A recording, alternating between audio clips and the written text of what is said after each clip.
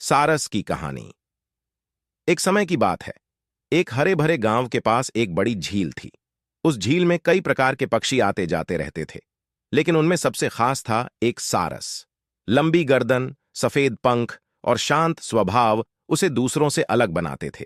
सारस दिन भर झील के किनारे खड़ा रहता, मछलियां पकड़ता और आसपास के गांवों में घूमता रहता। गांव के किसान उससे बहुत प्यार करते थे, क्योंकि वह कभी किसी को परेशान नहीं करता था और हमेशा अपनी मस्ती में मग्न रहता था। एक दिन गांव में सूखा पड़ा।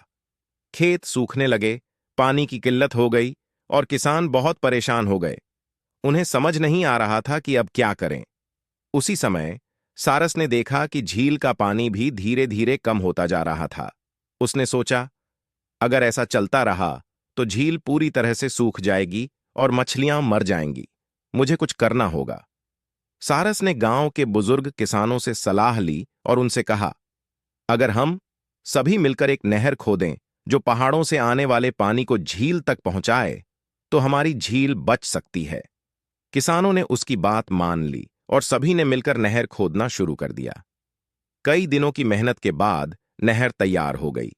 पहाड़ों से बहता पानी धीरे धीरे झील में आ गया और झील फिर से भरने लगी। किसान खुश हो गए, उनके खेत फिर से हरे भरे हो गए और गांव में खुशहाली लौट आई। सारस की समझदारी और गांव वालों की एकजुटता ने गांव को सूखे से बचा लिया।